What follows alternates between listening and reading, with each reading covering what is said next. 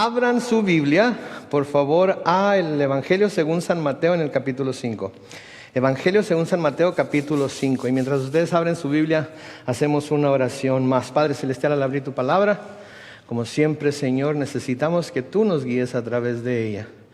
Padre Santo, yo ya he hecho todo lo que he podido hacer para estudiarla, para prepararme, para traer el mensaje que yo creo que tú tienes para tu pueblo hoy, pero es tu Espíritu Santo el que tiene que ratificarlo en sus corazones, escribirlo en sus corazones y darles también, Señor, la habilidad para poder ver que es el mensaje que tú tienes para ellos. Así es que bendícenos a todos al escudriñar las palabras juntos y ayúdanos, Señor, a poder acercarnos más a ti por medio de ella, en el nombre de Cristo Jesús. Todos decimos... Muy bien, estamos en el capítulo 5 del Evangelio según San Mateo y estamos estudiando lo que se le llama el Sermón del Monte. Como hemos podido ver, es un sermón que es bastante largo, aun cuando se pudiera leer, aun cuando lo leyéramos de principio a fin continuamente. De todas maneras es bastante largo, pero cuando estamos tratando de entender lo que el Señor Jesucristo estaba buscando enseñarle a su pueblo o al pueblo de Israel en ese tiempo, podemos ver que nos vamos a tardar un poco más en verlo, porque hay muchas cosas muy importantes para nosotros como cristianos que tenemos que entender para que sepamos qué es lo que Dios requiere de nosotros. Y quiero hacer hincapié en esto, no para ser salvos, sino porque somos salvos y a través de lo que Él nos enseña a nosotros, nosotros también podemos reflejar su gloria, podemos reflejar su amor, podemos reflejar su misericordia, podemos reflejar su gracia a un mundo que tanto lo necesita. Entonces, hoy vamos a seguir en este Sermón del Monte. Y si ustedes se acuerdan, en los pasajes que estudiamos hace un par de semanas, vimos cómo Jesús está preparando a sus oyentes y por ende a nosotros para el pasaje que vamos a estudiar hoy. Porque lo que va a abordar en este pasaje que tenemos hoy tiene que ver directamente con la ley de Moisés y la interpretación correcta de la misma. Hemos oído de muchos lados y oímos constantemente que nosotros no estamos bajo la ley, ¿verdad? Y de hecho no estamos bajo la ley cuando hablamos acerca de la ley mosaica y de la ley ceremonial y de la ley dietética y todo eso, pero la ley de Dios sigue siendo buena. La ley de Dios, si nosotros nos damos a la tarea de obedecer la ley de Dios y vivir nuestras vidas conforme a la ley de Dios, quiero que sepan que nos iría muy, muy, muy bien. Si siguiéramos tan solo las leyes dietéticas, estaríamos más sanos, ¿verdad? Porque si siguiéramos las leyes dietéticas, por ejemplo, no podríamos comer eso que tanto nos gusta, que es la carne de... Ándele, ¿verdad?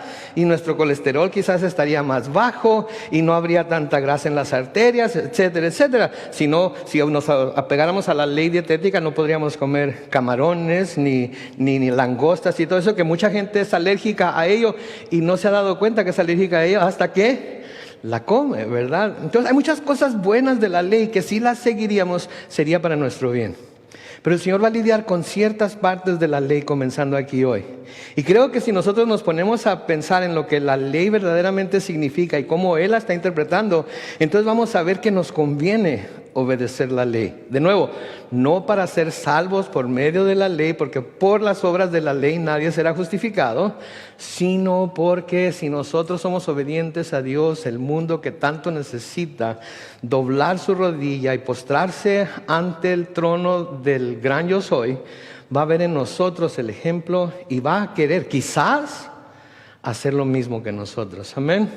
Entonces en el versículo 17, si se acuerdan de él, capítulo 5, les dice esto: no piensen ustedes que he venido para abolir la ley o los profetas. No he venido para abolir, sino para cumplir.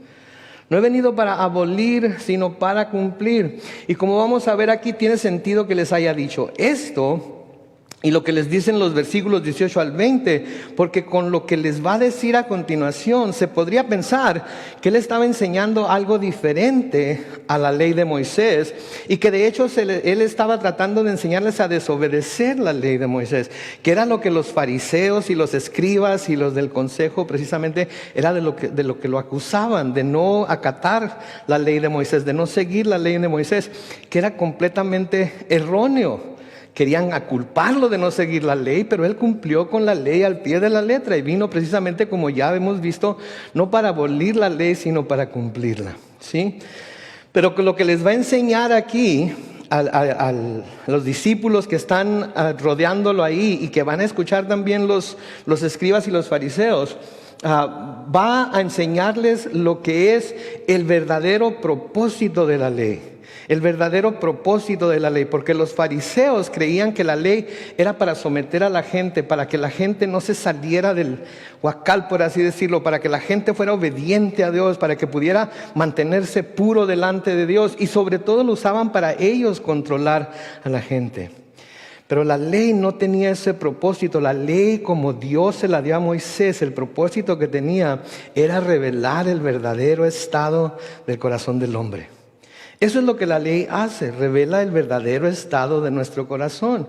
Y nos lleva a la conclusión de que si lo que estamos viendo, ¿verdad?, contrastado de cómo somos, contrastado con lo santo y lo perfecto que es la ley, tenemos que decir, estoy perdido, ¿verdad? Les dijo en el versículo 20 ahí, les dice que si su justicia no sobrepasaba la de los escribas y los fariseos, ¿qué les dijo?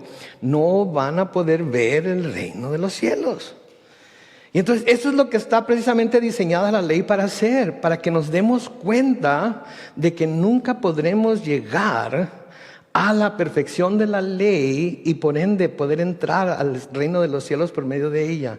Necesitamos alguien que haga algo en nosotros, necesitamos alguien que venga y transforme nuestro corazón, necesitamos alguien que venga y nos haga nuevas criaturas para que podamos entonces aspirar a estar en el reino de los cielos. Pero la ley se tiene que usar correctamente y es lo que les va a enseñar el Señor Jesucristo aquí. En 1 Timoteo 1:8, no lo van a poner en la pantalla, pueden escribirlo y después leerlo. Se nos dice que sabemos que la ley es buena cuando se usa de manera legítima. Pablo le dice a Timoteo, sabemos que la ley es buena cuando se usa de forma legítima. Y lo que está diciendo Pablo aquí es que la ley es buena si se usa de acuerdo con la ley. Eso es lo que está diciendo, porque eso es lo que quiere decir legítimo, cuando algo es de acuerdo a la ley. Entonces, si la ley se usa de acuerdo a la ley, o más bien dicho, en una manera más fácil de entender, si la ley se usa de acuerdo con el propósito con el que la ley fue dada, entonces la ley es buena. No tiene nada de malo y no tenemos por qué rehuirle a la ley, sino que nos debe de motivar a conocer la ley, como vamos a ver ahorita más adelante. Entonces, aquí en el versículo 21, que es donde vamos a comenzar aquí hoy, si su Biblia es una Biblia de estudio como la mía lo es, tiene un encabezado que dice Jesús y la ira. Jesús y la ira. Ahora, habla del sexto mandamiento, lo que vamos a leer ahorita. Entonces yo diría, si yo lo fuera a titular, diría Jesús y el asesinato, o Jesús y el homicidio, ¿verdad? Porque ese es el problema con el que va a lidiar. Pero noten que no, en las Biblias de estudio no dice Jesús y el asesinato, Jesús y el homicidio, dice Jesús y la ira. Porque nos va a enseñar el Señor Jesucristo, de acuerdo a la ley, como está escrita y su propósito, que no es tanto el asesinato, el homicidio, contra lo que nos tenemos que cuidar, porque muchos de nosotros nunca pensaríamos en quitarle la vida a otra persona, creo yo, quizás, no sé, a lo mejor. Si estamos en las circunstancias correctas y todo está puesto ahí como para hacerlo, a lo mejor algunos de nosotros sí lo haríamos, no sé. Pero no se trata de llegar al punto en el que vamos a decidir si le vamos a quitar la vida a la persona o no. Se trata de cómo se llega a ese momento. Entonces ahí en el versículo 21 de Mateo 5 dice, ustedes han oído que se dijo a los antiguos, no matarás. Y que cualquiera que mate será culpable de juicio. Ahora, aquí definitivamente se está refiriendo al sexto mandamiento, ¿sí? Que se nos da en Éxodo 20 y el versículo 13, Deuteronomio 5, versículo 17, ¿sí? Entonces, cuando dice aquí no matarás, no está hablando de no matarás nunca ni nada, ¿verdad? Porque si se le para a uno un zancudo en el brazo y está listo para chupar la sangre, ¿qué va a hacer uno? Manotón, ¿verdad? Para que ¿verdad? O si anda uno, qué sé yo, en el campo, lo que sea, y de repente viene un oso hacia uno y viene, pero si endemoniado el oso y tiene uno su escopeta, ¿qué va a hacer? ¿Verdad? O si alguien se mete a su casa, Dios guarde la hora, pero alguien se mete a su casa y se está robando y está golpeando a uno de sus hijos o está violando a su hija, lo que sea, y usted tiene algo con que defenderse, ¿verdad? No vaya a decir, oh, yo soy hombre de paz, así es que no puedo. No, usted va a agarrar la cosa esa que tiene y va a ser un hombre de paz, pero de paz, paz, paz, ¿verdad? Al que está haciendo lo que está haciendo, ¿verdad? Entonces, está hablando de no asesinar, de no cometer un homicidio, ¿sí? Porque el matar a otro ser humano es algo que Dios en realidad siempre desde el principio, desde antes de la ley, era algo que Dios condenaba. ¿Por qué? Porque todo ser humano está creado a la imagen de Dios. Sí, entonces el quebrantamiento de cualquiera de los mandamientos es serio delante de Dios, pero el asesinato, el homicidio es una ofensa seria delante de Dios. Y estamos muy acostumbrados a decir homicidio, ¿verdad? Pero algo que, porque viene de hombre, ¿verdad? Y matar. Pero sabemos que hay mujeres que también son asesinadas, ¿verdad? De ahora que tenemos un término que se ha estado usando últimamente es el feminicidio, ¿verdad? Y tenemos que reconocer también eso, que en nuestros tiempos, ¿verdad? Las mujeres están siendo cada vez más y más víctimas, ¿sí? Del asesinato. Podríamos decir que en cualquier otro tiempo, porque había un tiempo que aún en las guerras las mujeres y los niños eran respetados, ¿no es cierto? De alguna manera las mujeres y los niños eran respetados. Sí, solamente los soldados más crueles y más viles mataban a mujeres y a niños a diestra y siniestra, ¿verdad? En los tiempos bíblicos vemos algunas escenas de esas, pero tenemos que leerlas en el contexto de lo que se está diciendo. Pero estamos hablando de nuestro tiempo presente. Sí, en donde todo esto es constante y lo escuchamos en las noticias cada rato. Entonces, el homicidio, el feminicidio, el matar a un ser humano con premeditación, alevosía y ventaja, lo que llamamos asesinato, es algo muy, muy penado por la ley. Era algo que Dios desde antes de dar la ley ya había condenado y había de hecho dado, ¿sí? Lo que tenía que pasar con la persona que cometía este acto. En Génesis capítulo 9 y el versículo 6, noten lo que dice ahí. La sangre del que derrame, noten, sangre humana será derramada por otro hombre, porque el hombre ha sido hecho a imagen de Dios. Entonces, la sangre del que derrame, sangre humana, será derramada por otro hombre, porque el hombre ha sido hecho a imagen de Dios. Entonces, recuerden lo que Pablo nos dice en Romanos, que Dios le dio la espada al gobierno, al gobernador, ¿para qué? Para castigar a los malhechores. Entonces, si alguien, desde Génesis 9, si alguien mataba a alguien con premeditación, alevosía y ventaja, entonces tenía que ser sentenciado a muerte. En Éxodo capítulo 21, los versículos 12 y 13 dice, si alguien hiere a otro y le hace morir, también morirá. Pero si no era su intención matarlo, sino que Dios lo puso en sus manos, entonces yo te indicaré el lugar al que podrá huir. Está hablando de las ciudades de refugio que estudiamos cuando estuvimos estudiando el Antiguo Testamento. Si quieren, vayan y busquen ese estudio para que sepan de qué se está tratando ahí. Y luego hay muertes accidentales también, ¿verdad? Da el ejemplo de alguien que está cortando un árbol en el bosque con un amigo y cuando le tira el hachazo al árbol, vuela la cabeza del hacha y le pega en la cabeza al otro y se muere. Es accidental, ¿ya? Entonces, por eso tenemos que verlo todo dentro del contexto. Luego en el Nuevo Testamento,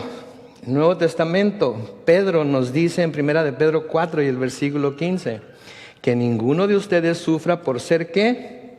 Homicida, ladrón o malhechor, ni por meterse en asuntos ajenos, ¿verdad? Entonces, que nadie de ustedes como cristianos sufra por ninguna de estas cosas todas que están en la ley. Entonces eso como que pone a descansar el hecho de que no estamos bajo la ley de nuevo. Y no estamos bajo la ley en el sentido de que creemos que si cumplimos la ley vamos a ser salvos. Pero si obedecemos la ley de Dios, esto lo único que puede traer son cosas buenas a nuestra vida. ¿Sí? Entonces, les recuerda a ellos lo que deben saber, porque como el Señor mismo dice ahí, ellos han oído de sus padres y de los padres de sus padres que hay un mandamiento en la ley que dice que asesinar a un ser humano no está bien delante de Dios. Pero el Señor les va a ayudar a poner su atención, más que en el mandamiento de no matarás, en la razón por la que esta ley tuvo que ser dada. La razón por la que esta ley tuvo que ser dada.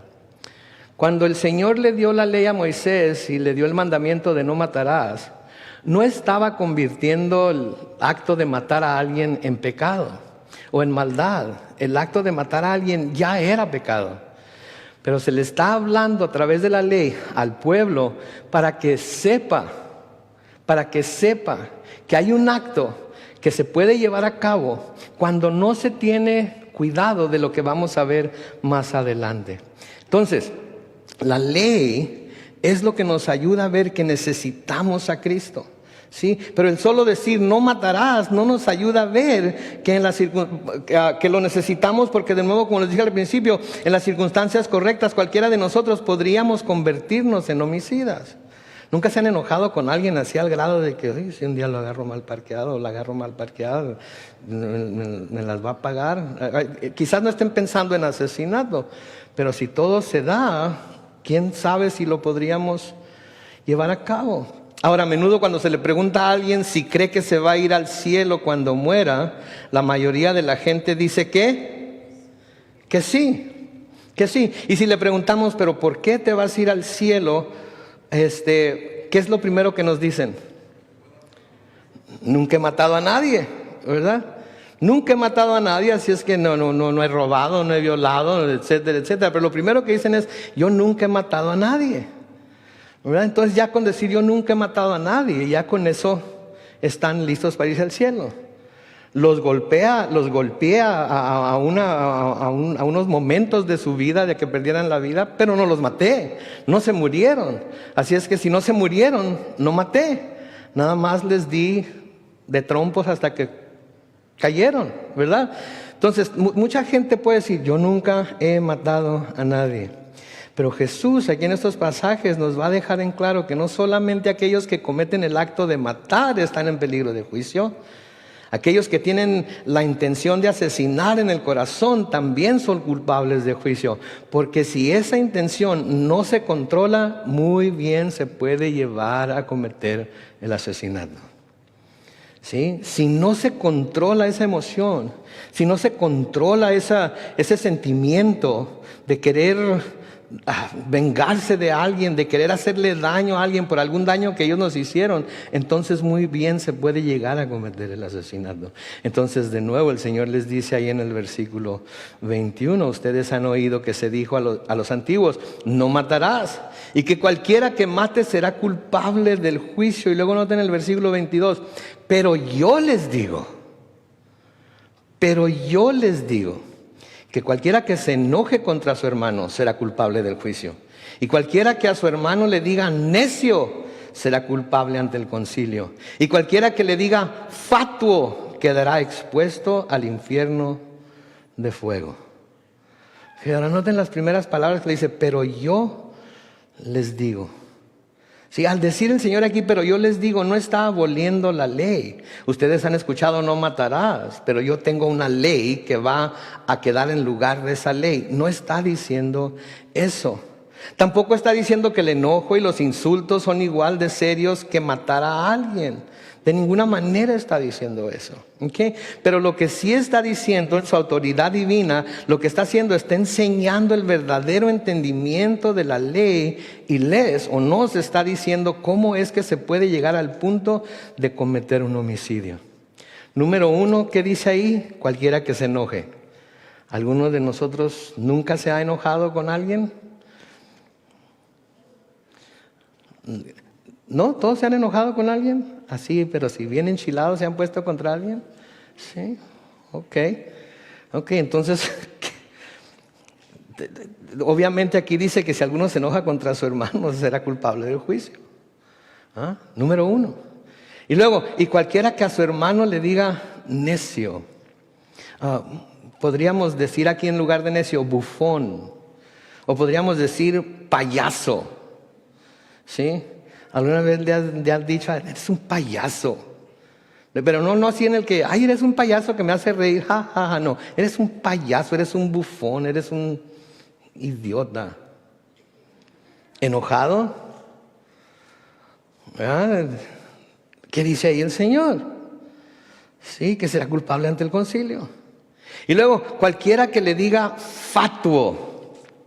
¿Qué quiere decir fatuo? Fatuo quiere decir ignorante, insensato. Es un ignorante, no sabes ni de lo que estás hablando. Mejor cállate la boca. Entonces, estas 3 cosas van escalando, ¿se fijan? De nada más estar enojado, a aventar un insulto, ¿verdad? No muy feo, aventar un insulto de que eres... ¿eh? Entonces, eso es lo que el Señor está tratando de enseñarnos con este pasaje. No que la ley no matarás ha quedado abolida, sino que nos cuidemos de no llegar al punto en el cual vamos a necesitar decidir si vamos a matar o no. Y cuando estas 3 luces, por así decirlo, que pudiéramos decir que son, vamos a ponerle los semáforos que tenemos ahorita en tantos lugares, ¿verdad? Que podríamos decir es amarillo, anaranjado y rojo.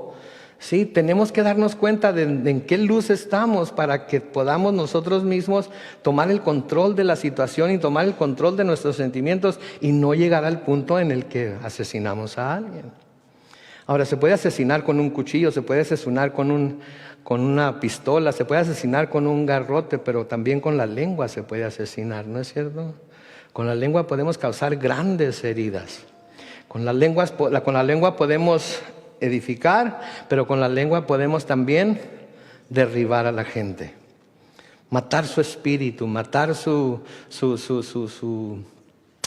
creatividad, matar su deseo de sobresalir. Los hacemos menos y podemos matar a alguien de esa manera.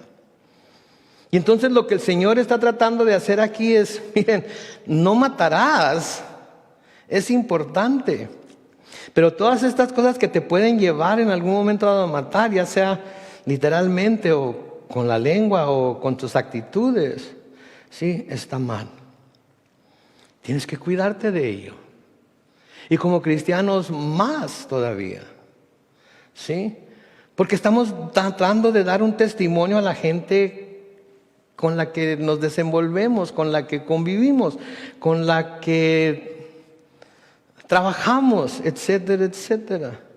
Y entonces la Biblia está llena de consejos para que nosotros podamos tomar en cuenta lo que el Señor está diciendo aquí y podamos poner en práctica las formas en las cuales podemos controlarnos para no llegar a ese punto. En el Salmo 37 y el versículo 8 dice lo siguiente: desecha, ¿qué? La ira y el enojo, que eso empeora las cosas. Desecha la ira y el enojo, que eso empeora las cosas. ¿No ha sido esa su experiencia? Cuando se enoja, yo no estoy diciendo que ustedes lo hagan, ¿ok? Pero cuando se enojan los cónyuges, ¿ok?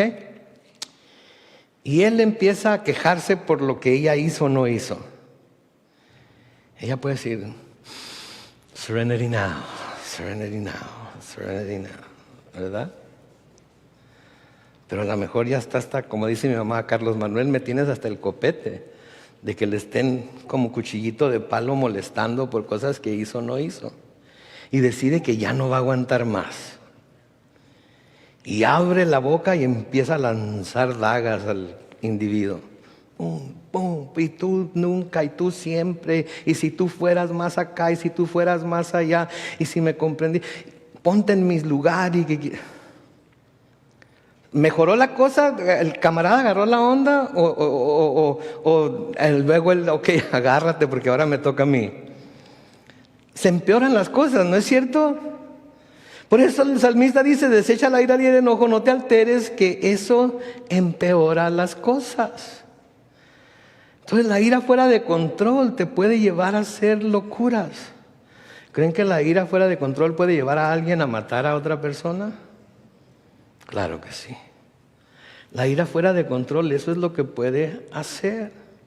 En Proverbios capítulo 16 y el versículo 32, noten, ahí debería de estar bueno, no voy a decirlo, pero miren, Proverbios 16, versículo 32, ser paciente es mejor es mejor dominarse uno mismo que tomar una ciudad. Mi mamá siempre me ha dicho, Carlos Manuel, lo cortés no quita lo valiente. Es más, si se puede lograr uno ser cortés en medio del ajetreo, eso prueba en realidad la valentía que la persona, hombre o mujer, tiene. Pero noten, ser paciente es mejor que ser valiente, es mejor dominarse uno mismo que tomar una ciudad. Muestra más poder la persona que tiene dominio propio que el más poderoso general que puede tomar cautiva toda una ciudad. ¿Sí? Porque el general que puede tomar cautiva una ciudad no lo hace por sí mismo, ¿no es cierto? Trae un ejército consigo mismo. Pero la persona que se domina a sí mismo, la persona que tiene dominio propio, la persona que tiene templanza, en realidad está mostrando el poder que tiene para dominar sus sentimientos, para dominar su corazón, para dominar su lengua, para dominar sus comportamientos y a través de ese dominio propio, sí, darle gloria a Dios. Sí. Pablo le dice a Timoteo que Dios no nos ha dado el espíritu de cobardía, ¿cierto? Sino de poder y amor Cuando pensamos en poder, lo único que pensamos en cuanto al poder es que poder para hacer y deshacer, ¿verdad? Pero noten, esa clase de poder no va con las otras dos cosas: poder, amor y dominio propio. ¿Poder para qué? Poder para controlar la situación. Poder para no dejarnos llevar por nuestros sentimientos. Poder para estar dispuesto o dispuesta a amar aun cuando no nos sentimos que estamos siendo correspondidos. Poder para dominar nosotros mismos cuando lo justo sería perder todo control y darle hasta por debajo de la lengua al otro camarada. Ese es el poder del que está hablando, si lo vemos en el contexto de las tres cosas que nos da: poder, amor y dominio propio. Pero nos clavamos mucho en el poder, porque nos gusta el poder.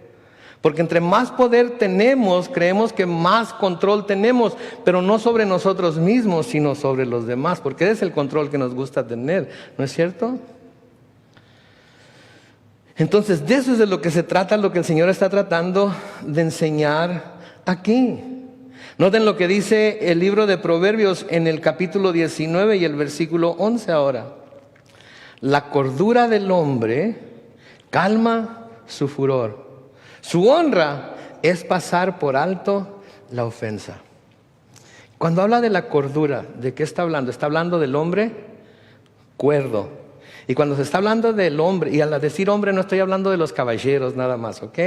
Mujeres, por favor, no estén ahí como que, y no me habló a mí, ¿por qué no? Cuando estoy hablando del ser humano, ¿sí? Entonces, cuando el ser humano es cuerdo, ¿qué quiere decir cuando alguien es cuerdo?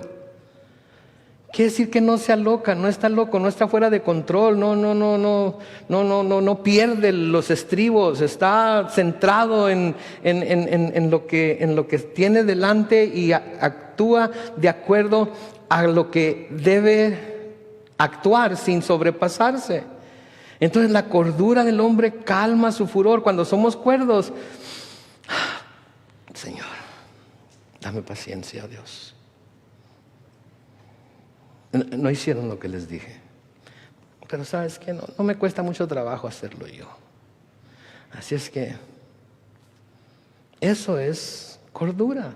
Eso es calmar el furor. Sí, y yo tengo 2 hijos, ustedes lo saben. Uno que va a cumplir 24 años en mayo y otra que va a cumplir 21 en septiembre. Y son buenos hijos, no me malentiendan. Pero parece ser que lo que es más importante para mí no es tan importante para ellos. Como lavar los trastes después de usarlos, secarlos y guardarlos después de lavarlos. Y para ellos parece que el día es infinito, no tiene fin, es eterno. ¿Ya lavaste los trastes? Todavía es temprano. 8 de la noche, ¿ya lavaste tus trastes? Todavía no se acaba el día. 12 de la noche, cuando ya se va a llegar, ¿lavaste los trastes? Ay, es muy tarde, mañana. Ahora, yo podría perder toda cordura y toda calma, aunque de nada me serviría porque ya son adultos, ¿no es cierto? ¿Qué sería lo más fácil? A ver, ustedes digan, ¿qué sería lo más fácil? A ver, alguien que me diga, lavarlos. O ¿saben qué? En su defecto, dejarlos ahí.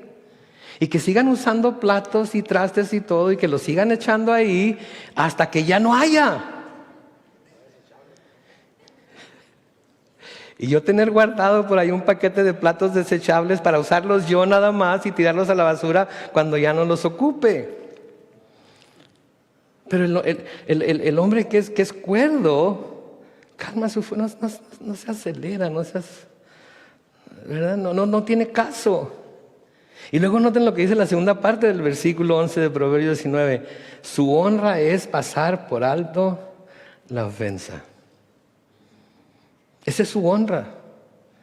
Eso es lo que lo hace grande, eso es lo que lo hace verdaderamente poderoso. El que tiene la habilidad para pasar por alto la ofensa. A veces es mejor pasar por alto las ofensas que dejarse llevar por el furor que sentimos cuando somos ofendidos. Es mejor. Mi mamá, Chihuahua, hombre, en serio, qué sabia es mi mamá. Después de que cumplí, después de que tuve hijos, me di cuenta de lo sabia que era mi mamá. Porque mi mamá, cuando mi hermano y yo estábamos peleando, siempre me decía, Carlos Manuel, que haya un loco y no dos. Y yo no le agarraba la onda. Yo pensé que yo tenía que ser el loco. Así es que yo era el que seguía peleando y alegando. Y lo que me estaba tratando es, déjalo que él alegue, déjalo que él pase por necio, déjalo que él sea el que se ve mal. Tú mira, cálmate. Eso es lo que quiere decir, más vale que haya un loco que dos, ¿ok? Así es que cuando el marido se esté portando como, que haya un solo loco. O si la mujer es la que se está portando como, déjela que ella sea la loca, usted cálmese. Sí, usted haga lo que está queriendo que haga, hágalo con tranquilidad. Nomás no le vaya a empezar a aventar besos y cosas así porque se le va a enojar más y quién sabe cómo le vaya. Pero usted haga calmadamente lo que se está esperando de usted que haga y cálmela o cálmelo con su actitud y no tratando de ponerse al tú por tú con ella o ellos, ¿ok? En el Nuevo Testamento se nos dice en Colosenses capítulo 3 y el versículo 8, pero ahora deben abandonar también, ¿qué? La ira y luego el enojo y luego la malicia, la blasfemia y las conversaciones obscenas. Ahora como cristianos debemos abandonar la ira y el enojo. Pablo nos dice que no dejemos que el sol se ponga sobre nuestro enojo. ¿Sí? Que debemos de buscar perdón o buscar perdonar según sea el caso, y a veces son los dos. Sí, pero nunca debemos de hablar mal o atacar o enojarnos con nuestro hermano, porque si vemos lo que el Señor Jesucristo nos está diciendo aquí, el enojarnos contra ellos nos puede llevar a odiarlos, nos puede llevar a aborrecerlos, nos puede llevar a despreciarlos con palabras, y entonces nos convertimos ahora sí que en homicidas. ¿Cómo sé? Porque el apóstol Juan nos lo dice en 1 de Juan capítulo 3 y el versículo 15. Noten lo que dice: todo aquel que odia a su hermano es... Y ustedes saben que ningún homicida tiene vida eterna permanente en él. Eso es lo que quiere decir el Señor Jesucristo cuando dice, ¿sí? Que cualquiera que le diga a su hermano fatuo quedará expuesto al infierno de fuego. No dice que por estas cosas se va a ir al infierno, sino que queda expuesto a ser enviado ahí, porque si no se controla puede llevar las cosas más allá del enojo, más allá del insulto, más allá de cometer homicidio con la lengua, por así llamarlo, y pudiera entonces convertirse en un homicida verdadero. Entonces está hablando de que tenemos que poner todas estas cosas. La ley entonces no solamente no matarás. La verdadera interpretación de la ley es cuídate de que todas estas cosas no pasen, para que no llegues al punto en el que tengas que decidir si vas a matar o no. Por eso les digo que si siguiéramos la ley del Señor, si la viéramos en el contexto y en el propósito, o con el propósito que Dios nos la da, nuestra vida sería mucho mejor. Si tan solo la pusiéramos en práctica. De nuevo, no para ser salvos, tengo que aclarar eso, sino porque somos salvos. Noten lo que sigue diciendo en el versículo 23 de Mateo 5. Por tanto, si traes tu ofrenda al altar y allí te acuerdas de que tu hermano tiene algo contra ti, deja ahí tu ofrenda delante del altar y ve y reconcíliate primero con tu hermano, y después de eso vuelve y presenta tu ofrenda. ¿Okay? Ahora, la tentación aquí a menudo se toma este pasaje para hablar de la ofrenda, pero en realidad aquí lo que importa no es la ofrenda. Sí, el centro del pasaje, de lo que el Señor está diciendo aquí, no tiene nada que ver con la ofrenda o con el deseo o con la habilidad para dar una ofrenda. Tiene que ver con el corazón con el que se trae esa ofrenda delante del Señor. Y si hay algo en el corazón que pudiera estorbar para que el Señor no reciba esa ofrenda. Sí, por tanto, si traes tu ofrenda al altar, y ahí te acuerdas de que tu hermano tiene algo contra ti, deja ahí tu ofrenda delante del altar y ve y reconcíliate primero con tu hermano, y después de eso vuelve y presenta tu ofrenda. Y noten que dice, si te acuerdas de que tu hermano tiene algo contra ti, no de si tú tienes algo contra tu hermano. Si tu hermano tiene algo contra ti. Nuestro hermano puede tener algo contra nosotros por algo que hicimos, o por algo que él cree o ella cree que hicimos, o por algún malentendido que hubo entre nosotros. Quizás tenga razón, quizás no tenga razón en tener algo contra nosotros, pero si al entregar nuestra ofrenda, si al venir a la iglesia a entregar nuestra ofrenda al Señor, la ofrenda de nuestros labios, la ofrenda de nuestro corazón, la ofrenda que traemos para el Señor, nos acordamos que alguien tiene algo contra nosotros, nuestra primera prioridad, en lugar de parecer muy piadosos y muy santos y muy religiosos y presentar nuestra ofrenda para agradar a Dios, nuestra primera prioridad debe ser ir y reconciliarnos con el hermano o con la hermana. Dice, deja tu ofrenda ahí. Deja tu ofrenda ahí. Ve, reconcíliate. Y una vez que te reconcilies, entonces ven y con toda libertad, con gozo, con alegría, sabiendo que no hay nada que pueda entremeterse entre tu devoción a Dios y Él, ven y entrega tu ofrenda.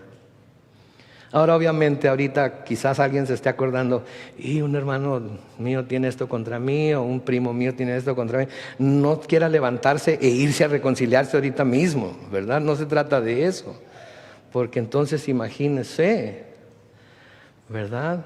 Pero de lo que se trata es que le demos prioridad a la reconciliación con los hermanos que pudieran tener algo en contra de nosotros. ¿Sí? Y obviamente también con los hermanos contra quienes nosotros pudiéramos tener algo. Sea cual sea el caso, sobre quién está poniendo la responsabilidad de buscar la reconciliación, ¿sobre ellos o sobre mí? ¿Sobre mí? Sobre nosotros. Sea que haya yo hecho algo malo, sea que ellos piensen que yo hice algo malo, sea que haya algún malentendido, sí, Dios está poniendo el Señor está poniendo la responsabilidad sobre mí de yo ir a buscar la reconciliación. ¿Cuántos éramos enemigos de Dios antes de venir a Cristo? Levanten su mano todos los que eran enemigos de Dios antes de venir a Cristo. Okay. ¿Ustedes fueron a buscar a Dios o Dios envió a Jesús a buscarlos a ustedes para reconciliarlos con sí mismo por medio de Cristo? Él tomó la iniciativa, ¿verdad? Entonces, ¿puede esperar Dios menos de sus hijos? No, Dios solamente nos pide hacer aquello que Él ha estado dispuesto a hacer por nosotros, ¿no es cierto? Entonces, si alguien tiene algo contra nosotros, nosotros tenemos que ser los responsables de ir a buscar la reconciliación con ellos, porque eso fue lo que el Señor hizo con nosotros. No, pero es que él tiene la culpa, o ella tiene la culpa, me malentendió, o le creyó a fulano, le creyó a sutana, o él o ella me habían hecho algo a mí, entonces tienen que esperar que yo no me quede con los brazos cruzados. No importa. La situación es que para poder venir delante del Señor y libremente mostrar mi devoción a Él y cantarle a Él y dar mis ofrendas a Él, tengo que, si me acuerdo que alguien tiene algo contra mí, tengo que ir a buscar reconciliación con ellos. El apóstol Pablo les escribe a los romanos en Romanos 12, versículos 17 a 18, no paguemos a nadie mal por mal. Procuramos hacer lo bueno a los ojos de todo el mundo. Versículo 18, si es posible y en cuanto dependa de nosotros, vivamos en paz con todos. Y déjenme decirles, siempre depende de nosotros. Porque nosotros tenemos que estar dispuestos a decir, ok, estoy dispuesto a pasar por alto el mal, estoy dispuesto a pasar por alto la ofensa, estoy dispuesto a controlarme yo mismo, estoy dispuesto a comerme yo mismo la ofensa con tal de que haya reconciliación entre esta persona y yo. Sí, de nuevo en Romanos y el capítulo 14, versículo 19, así que sigamos lo que contribuye a ¿qué? A la paz y la mutua edificación. Sigamos lo que contribuye a la paz. Vamos a ver más adelante que aún con a la paz contra nuestros mismos enemigos, vamos a ver más adelante. Pero como cristianos somos llamados a buscar, a seguir lo que contribuye a la paz y a la mutua edificación. ¿Qué va a edificar más a la persona que le ofendió, que hizo algo contra usted? Que le grite, que le guarde rencor, que lo juzgue, o que le perdone de la misma manera en que Cristo le perdonó a usted. ¿Qué lo va a edificar más? ¿Qué va a reflejar más el amor de Cristo? El perdón, ¿no es cierto? Ahora lo acabamos de ver en las bienaventuranzas, en Mateo 5:9, que dice, bienaventurados los pacificadores, porque ellos serán llamados hijos de Dios. Entonces, si somos hijos de Dios, por naturaleza debemos ser ¿qué? Pacificadores. Y debemos estar dispuestos a buscar lo que contribuye a la paz, lo que contribuye a la edificación de las personas, aun con aquellas que tenemos problemas. ¿Sí? Entonces, bienaventurados los pacificadores, porque ellos serán llamados hijos de Dios. Sí, esto nos dice que nunca debemos pensar que nuestros actos de devoción a Dios son aceptables a Dios cuando las cosas no están bien entre nosotros como miembros de su cuerpo, o como familia, o como esposos, o como padres e hijos, etcétera, etcétera, etcétera. Sí, porque podemos presentarle mucha devoción a Dios, podemos ser los santos más santos de todos los santos, pero si nuestra casa está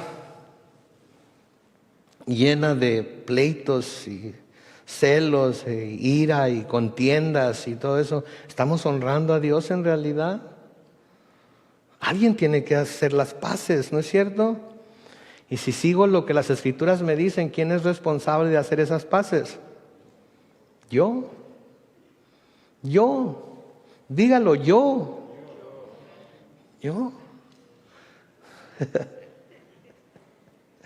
Entonces, si lo reconocemos, hagámoslo, ¿no es cierto? Como cónyuges, como padres, como hijos, yo soy responsable de mantener la paz en mi casa, sometiéndome a mis padres, escuchando a mis hijos, poniendo la atención a mi esposa, honrando a mi esposo, etcétera, etcétera, etcétera. Entonces nunca debemos pensar que nuestros actos de devoción a Dios son aceptables a Dios cuando las cosas no están bien entre nosotros en este aspecto de estar enojados, airados, buscando, sintiendo rencor, etcétera, etcétera, contra personas que nos han hecho un daño. Pablo les escribe a los Efesios, en Efesios capítulo 4, los versículos 31 y 32. Noten ahí, desechen todo lo que sea, ¿qué?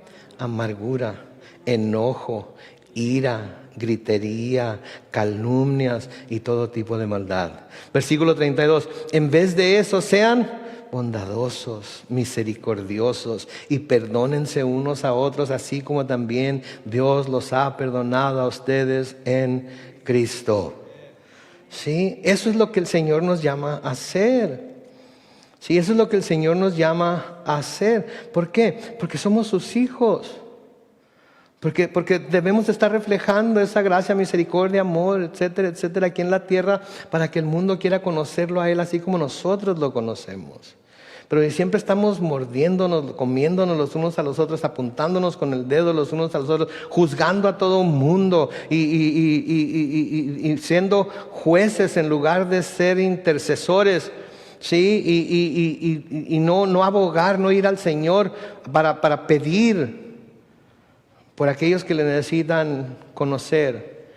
Y nada más nos las llevamos de nuevo apuntando con el dedo y juzgando a todos los demás de más pecadores que nosotros. Entonces eso no va a reflejar el amor y la gracia del Señor Jesucristo. Sí, eso va a reflejar a alguien amargado, lleno de ira, que entre más pronto mande Dios a todos los incrédulos al infierno, más será mejor, porque así podremos vivir todos los que somos santos tranquilos, adorando a Dios como de Él merece que sea adorado. ¿Te acuerdas lo que leemos en las Escrituras? ¿Eso es lo que quiere Dios? No, eso no es lo que quiere Dios. Eso no refleja la persona de Dios, el corazón de Dios. El corazón de Dios, ¿cómo se nos describe? De tal manera amó Dios al mundo que dio a su Hijo unigénito. ¿Sí? Dios no quiere que nadie perezca más, sino que todos vengan al conocimiento de la verdad. ¿Sí? Ese corazón. Entonces, eso es el mismo corazón que nosotros debemos de tener. A los colosenses, Pablo les escribe en Colosenses 3, versículos 12 al 14, noten, por lo tanto, como escogidos de Dios, santos y amados. ¿Se fijan todo lo que está diciendo Pablo aquí? ¿Cómo? Está hablándoles a ustedes, está hablando a la iglesia de Dios. Como escogidos de Dios, santos y amados, revístanse de ¿qué? Entrañable misericordia, de benignidad, de humildad, de mansedumbre y de paciencia. Versículo 13, sean mutuamente tolerantes, tolérense los unos a los otros. Pero que es de él o ella, es así o asá, tolérela. Usted también tiene razones por las cuales no debería de ser tolerado, pero lo toleran. Nos toleramos. Si sean tolerantes los unos con los otros, mutuamente. Luego noten lo que dice la segunda parte del versículo 13. Si alguno tiene una queja contra otro, ¿qué tiene que hacer?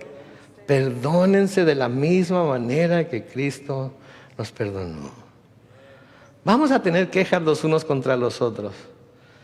En la iglesia vamos a tener quejas los unos contra los otros. Hoy el pastor no me saludó, pasó por enfrente de mí, ni siquiera me reconoció. Hasta me quité la máscara para que me viera quién era. Ni siquiera. Van a tener quejas contra su cónyuge, van a tener quejas contra sus hijos, van a tener quejas contra sus padres. Sí, siempre va a haber de qué quejarse acerca de costumbres o cosas que el otro hace o no hace, siempre. Sí, pero debemos de perdonarnos de la misma manera en que Cristo nos perdonó a nosotros. Versículo 14, y sobre todo, revístanse ¿de qué? De amor, que es el vínculo perfecto. No hay otra cosa más poderosa para que haya unión entre nosotros, para que haya unión en su familia, para que haya unidad en su casa, que el amor de Cristo. Entonces manifestemos los unos a los otros el amor de Cristo en casa, la paciencia, la tolerancia. ¿Sí? El deseo de ser bendición para los demás y no maldición. Sí, a veces llegamos cansados, sí, a veces este mundo nos agarra bofetadas, sí, a veces este mundo nos muerde, nos mastica y nos escupe y nos deja todos. ¡Ah! Pero nosotros tenemos algo que el mundo no tiene, que es que el Santo Espíritu de Dios morando en nosotros. Y debemos usar su poder para poder vivir de una manera en la que seamos bendición para todos. Sí, así es que, hermano, cuando llegue a la casa y su esposa le diga, no he tenido tiempo para esto y los chamacos aquello, y ya, mija, no te preocupes, ya, siéntate ahí, quítate los zapatos, déjate, te sobo los pies, déjate unjo los pies con este aceitito, y yo hago la cena. Y cuando se quede dormida se avienta el Kentucky y se trae un bote de pollo frito y lo pone en una de sus cazuelas, y cuando se despierte le dice, mira lo que te traje.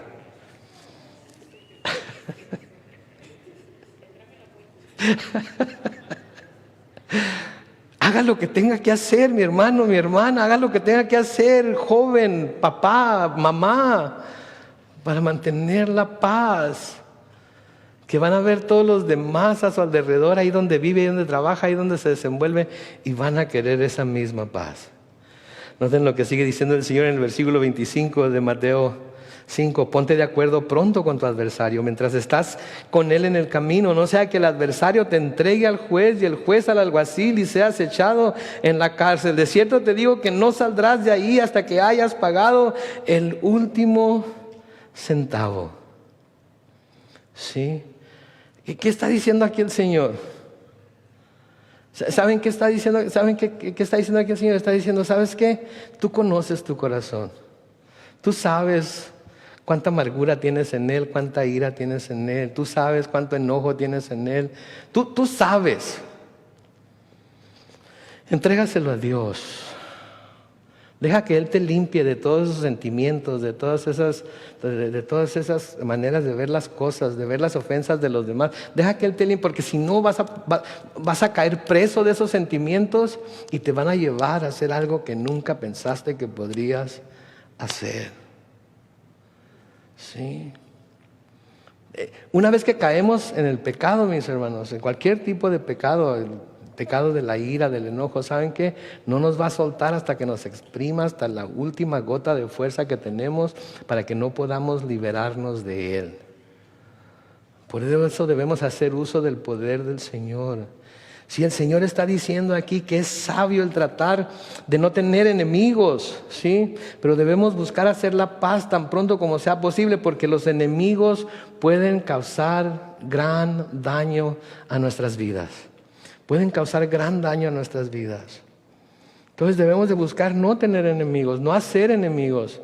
Y si tenemos enemigos, debemos de buscar hacer las paces con ellos. ¿Sí? Y debemos de buscar guardar nuestro corazón, de no llegar al punto en el que no nos damos cuenta cuando estamos siendo succionados a practicar el pecado. Debemos entregar nuestro corazón completamente al Señor para que Él nos ayude a vivir como Él quiere que vivamos y le traigamos gloria a Él.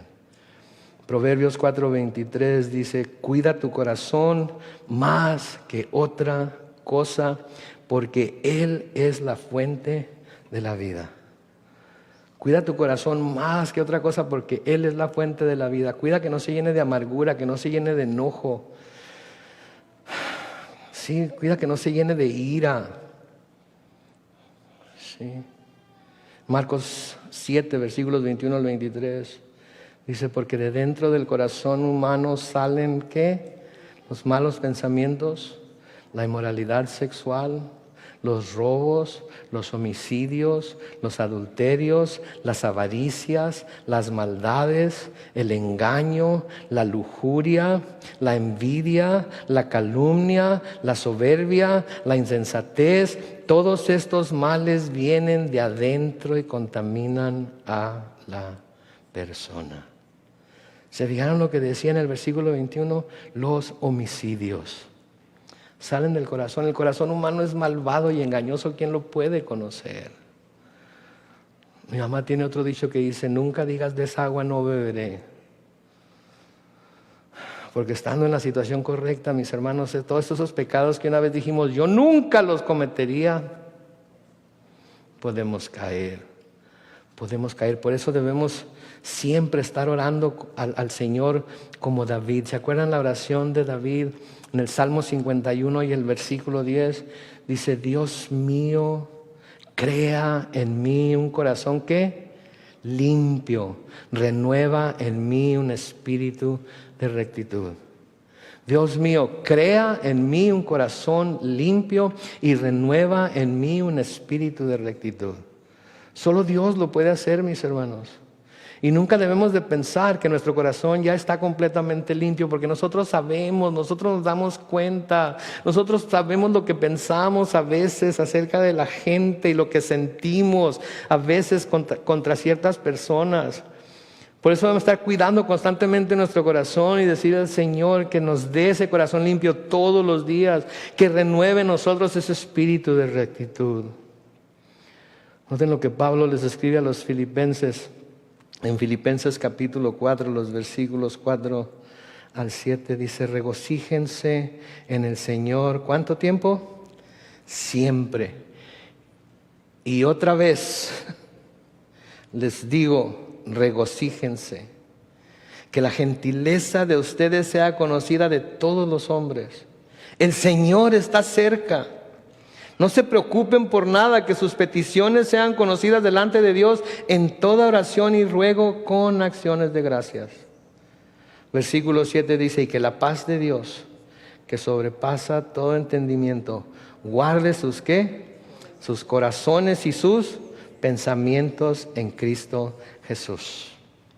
Ahí es el lugar más seguro para nuestros corazones. Ahí es el lugar más seguro para nuestros pensamientos en Cristo Jesús. Así es que no matarás. ¿Sigue vigente? Sí, sigue vigente. No matarás. Pero cuídate de todos los sentimientos que te pueden llevar a matar a alguien, ya sea literalmente, ¿sí? O figurativamente, por medio de tus acciones, por medio de tus palabras, por medio de tus actos para contra ellos.